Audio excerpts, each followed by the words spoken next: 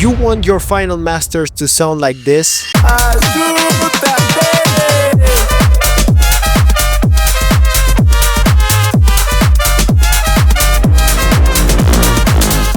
then in this video, I'm gonna show you how you can start your master chain from start to finish to get loud, clean, and punchy masters that compete against all the tracks that are top charting right now. So let's begin the video.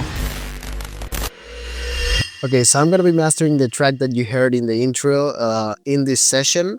I'm going to be giving you all the tips and tricks that you need to know. So yeah, let me first say something that is actually super important, and it's like the best tip that I will ever give you in the entire video is this: your master can only go as loud as your mix allows it to. I don't know if I'd said it wrong, but let me explain. Most people think that nowadays mastering is like the solution to get your track loud and clean and whatever. But bro, let me tell you, if you get a fully professional mastering session with the best mastering engineer in the world and you have a shitty mix, your master will sound absolutely horrible. So you gotta do all the job and all the hard work in your mixes. Now, I'm not going to dive into details on how to mix a track because that is just a whole rabbit hole. If you want me to answer any of your questions, just join me in the Discord down below so you can ask me and other producers techniques and just advice in general if you are struggling with something. There's no secret master chain that will make your tracks go loud, punchy, and clean every time. It all depends in your mix. The second tip that I'm gonna give you guys before we start is to get a high quality pair of studio monitors or headphones. I do prefer headphones every time I mix and master because I can hear more precise. Every single movement, every single detail, every distortion, I can hear them very well. I'm wearing a pair of Hi-Fi Man Edition XS, but you can get any just reputable brand or reputable headphone that your budget allows. Just get the best that your budget allows you to. So first of all, one of the things that I like to do on my masters is, of course, look at the waveform, okay? So my waveform looks fairly good. You can see there's a couple of peaks here that if I zoom in, it's just tiny little peaks that you need to control in your master. Now, you can see that my mix visually looks like it has been compressed and clipped already in the mix phase. So I did most of the heavy lifting, most of the hard work in the mix. So you can see that my master is already looking like a sausage or like a brick, which is what we want to get loud masters. So that's the first thing. Check for your dynamics in your mixes. You want to compress, you want to clip, you want to saturate in your mixing individual channels before going into your master, okay? Now, we do have a couple peaks. For example, here we have a tiny little peak. We have a couple peaks here. Like, there's just random peaks. I would start by controlling those peaks with any clipper.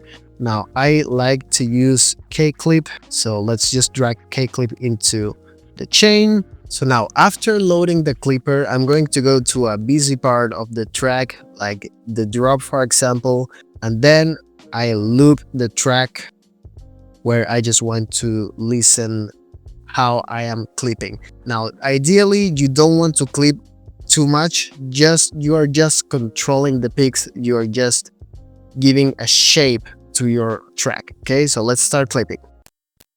You can hear the clipper there that goes right where this hits. So that's just a tiny clip. Let's just put 6 dBs here. Okay, so let's remove the delta function and let's listen.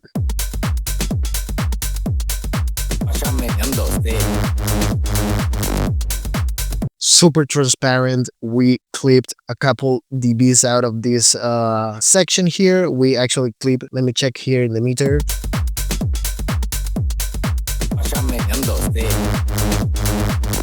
2.6 dBs clipped only on this section, so absolutely great.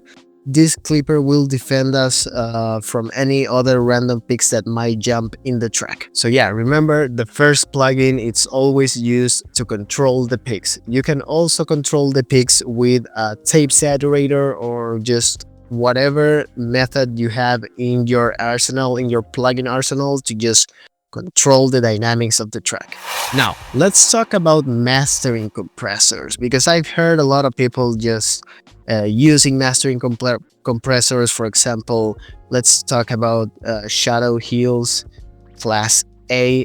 This is one that I used, and look at this. This actually looks so scary, but mastering compression isn't super like common these days, but I'm gonna explain it to you very briefly. So a mastering compression usually uses an optical algorithm. So for example, all this compressor is doing is just having an optical compressor that will compress the track in a more gentle way that allows the track to be a little bit more squashed, okay, in terms of dynamics. Okay, I don't really use mastering compressors because I do most of my compression in my mixes, so I'm not going to use a compressor here, but I'm gonna use another compressor just to explain you guys how you can use it. So this is the classic FabFilter Pro C. You can see here on the styles we have Opto, which is basically an optical compressor. And yeah, so how I would use it is I would just go to the drop here, and this is how I would compress a track. So I would activate the sidechain first. I'm going to activate the low cut because I don't want my low end to trigger the compressor. I want my compressor to act in the rest because my low end is already being taken care of in the mix. So I don't want to mess with my low end here, okay? So then I will put the audition here. And I would aim for the thump of the kick, okay?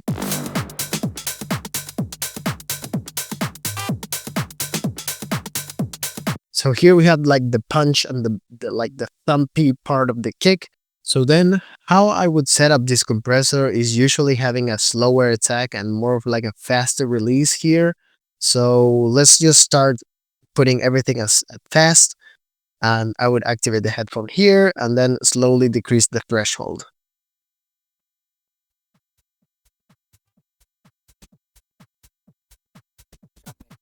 So this is actually showing us, and we can listen what we are compressing at the moment. So then I'm going to adjust the attack so we can have more of the transients pass without being compressed.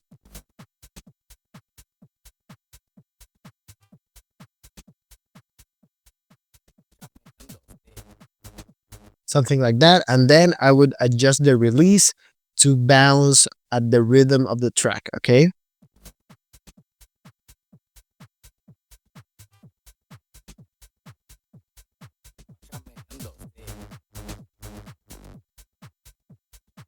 You can listen how it's bouncing to the track, to the rhythm of the track. So then I would just remove the headphones here and then just play.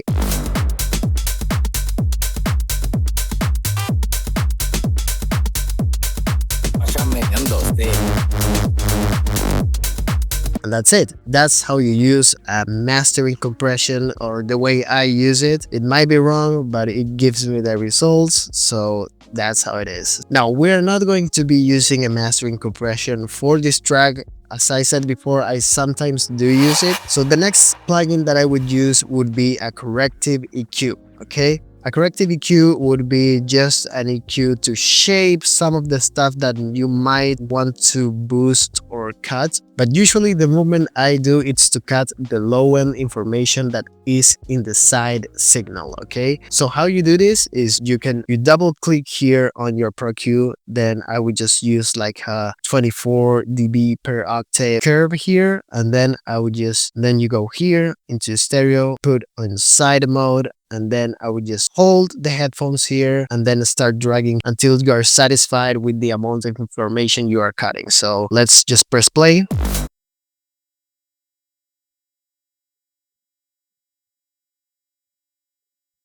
So if you're using a high quality pair of headphones or just any good headphones in general, if I press play, you will hear something weird happening in your headphones. So let me just press play.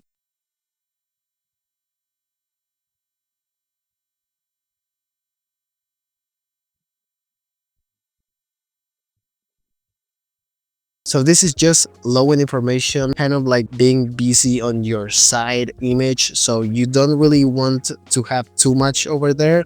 So this would be a common move that many people do on their masters. So then I would just put this EQ on linear phase and let's just press play and see how it sounds.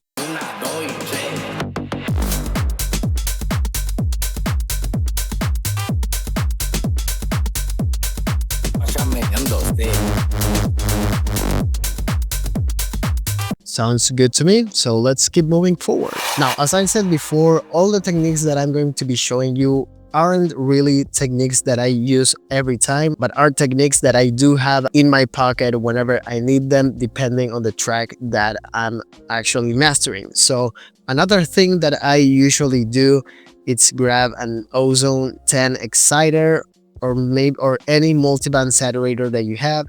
And ideally, you just want to open bands here and I press learn.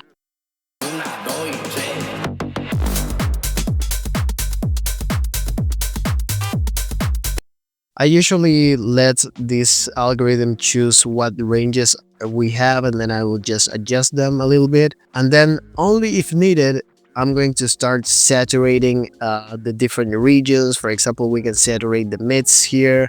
Let's just put it at 250 to like 2.5 or so. So we solo this band here. We use triode and I put the amount at 15 and then decrease the mix and then just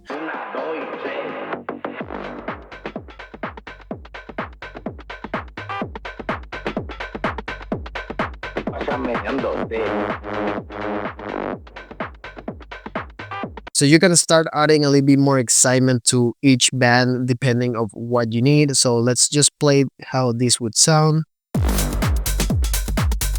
I'm gonna turn this off.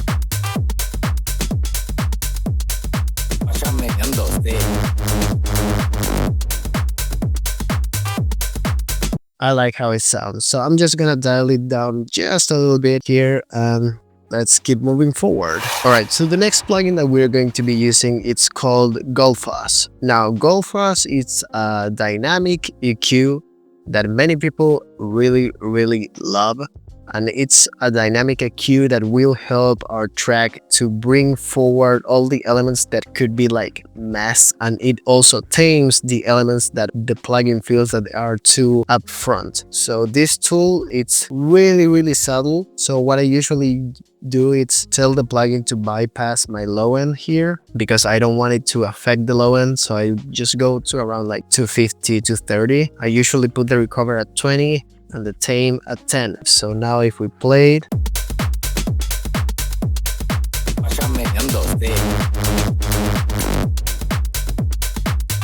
so you can see how precise this plugin is by reacting to our track. So this is basically a dynamic EQ that it's a little bit more intelligent. It has a super well crafted algorithm that works in a super like musical way. Okay, so this is Gullfoss. I always use it and I just play with these parameters a little bit. So let's go into the next plugin.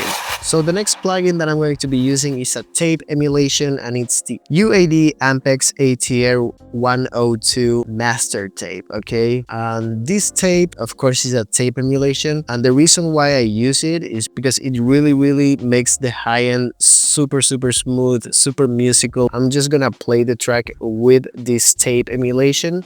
I don't really touch the parameters this much because I haven't really studied that much how to use it, to be fair, but I really like the sound it comes in the default settings. So I'm just gonna turn this off and on. And yeah, you really need to pay close attention to the high end. That's where the magic happens. Okay, so this is off.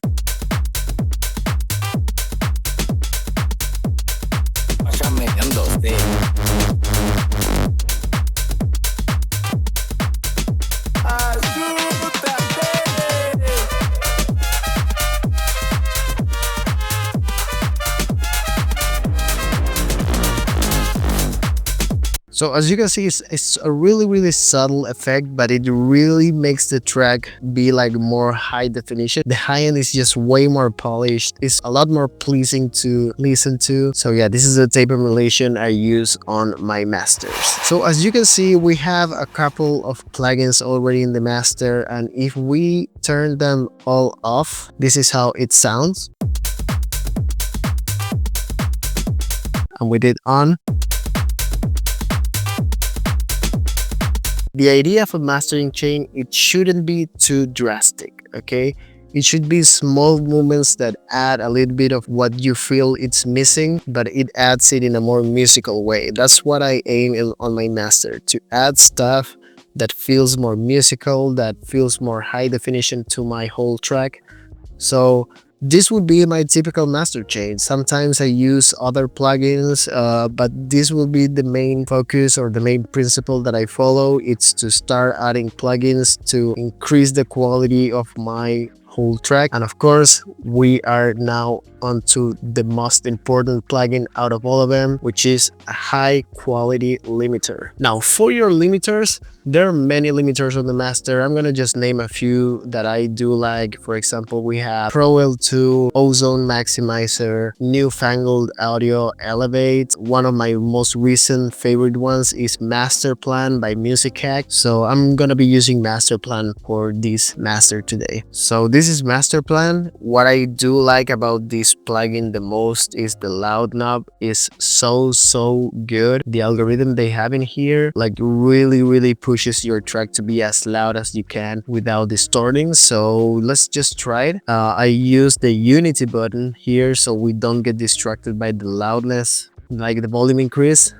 So we can push this knob as much as we can until we start hearing distortion. So then we just back up a little bit. So let's just play the drop, and I'm just gonna overdo this so you can hear the distortion, and then we are going to start backing up until it just feels clean, and that would be our limit, okay?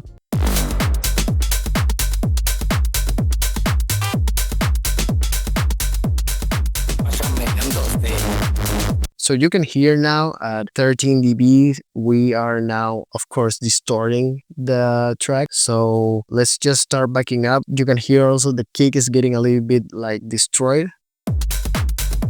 So we need to start backing up until our kick is as clean as possible. Right now it feels good, but we are going to start using the bypass button here.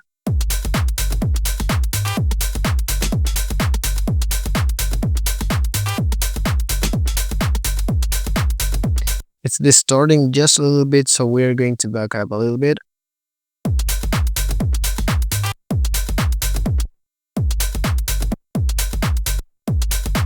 I think we are in a good spot here. So now we're going to use the LUFS meter here, the short-term meter, and see how loud our track is.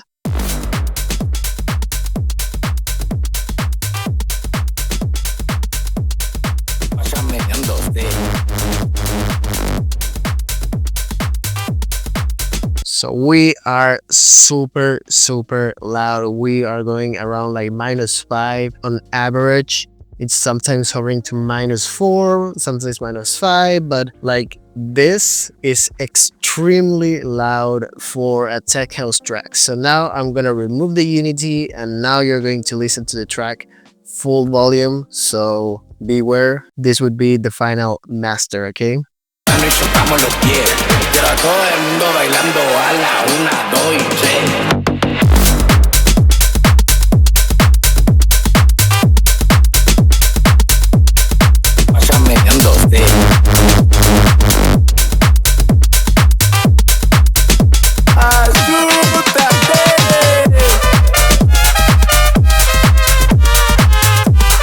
sounds clean, loud, punchy. We are at a super high volume and super competitive volume. So yeah, master chains shouldn't be super complex. And here's my recommendation, guys. Do not try to copy other master chains. There's no secret master chain that will work for every track. It's important to know what you're doing so you don't mess your masters. I remember like a couple years ago, I tend to overdo the masters because I was taking lessons from so many people, like for example Luca Pretolesi, which is like a super highly respected mixing engineer from the EDM industry. I was trying to copy everything he did until I started to realize that I was overdoing my master. It's important for you to learn your tools. You can copy my master chain and maybe it will sound bad in your track, but it's important to learn and understand the tools and the things that you are doing on your master, so then you can start mastering your own tracks and achieve that professional quality that you are looking for. So now you can see the difference in waveform.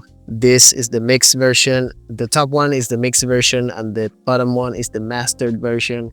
Fully squared like a brick, punchy, loud, and clean. So this would be my typical master chain. Sometimes I would change a couple plugins, but that's how you get loud and clean masters. So hope you guys did enjoy this video. If you had any questions, don't forget to join the Discord with the link in the description. Like this video, subscribe to the channel because I'm going to be uploading more content about production. So yeah, see you in the next video. Bye bye.